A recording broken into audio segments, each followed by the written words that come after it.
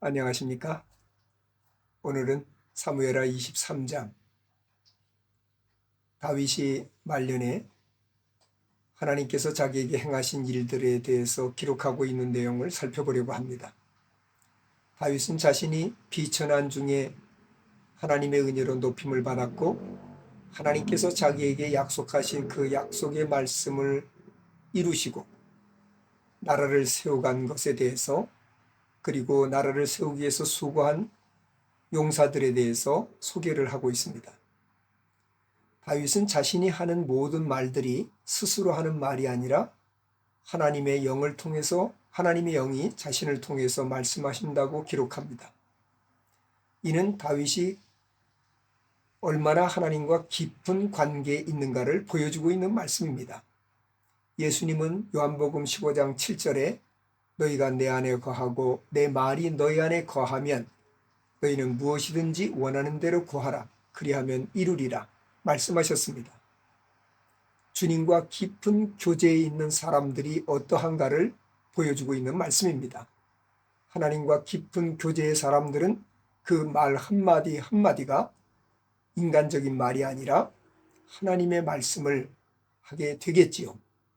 다윗은 그런 깊은 하나님과의 교제를 경험한 사람임을 보여줍니다.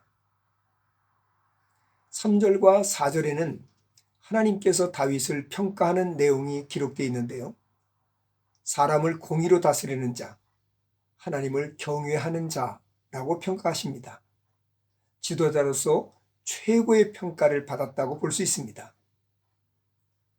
또한 그를 통해서 그는 돋는 해의 아침빛 같고 비 내린 후에 광선으로 말미암아서 돋는 새풀 같다, 이렇게 표현하셨습니다. 이 말은 그의 다스림, 그의 통치를 통해서 모든 사람들이 생동감이 넘치는, 생기가 넘치는, 기쁨이 넘치는 삶을 살았다는 것을 이야기하고 있습니다. 5절에서 다윗은 하나님께서 자신과 언약을 세우신 대로 형통하게 하시고 그리고 자기를 견고하게 하셨다라고 기록합니다. 그렇습니다. 하나님은 언약하신 대로 반드시 이루시는 분입니다. 하나님의 약속을 믿고 살았던 다윗, 그렇게 우리들도 하나님의 약속을 믿고 살아 마지막 우리가 하나님 앞에 부름받을 때 다윗과 같은 고백이, 우리들의 고백이 되기를 간절히 바랍니다. 37명의 용사들, 이스라엘 나라를 세우기 위해서 목숨 바쳐서 헌신했던 37명의 용사들을 소개하는데 요압의 형제들은 소개하면서 요압을 소개하지 않습니다. 요압은 다윗의 군대장관, 이스라엘의 군대장관이었습니다. 그런데 왜 요압의 이름이 빠졌을까요?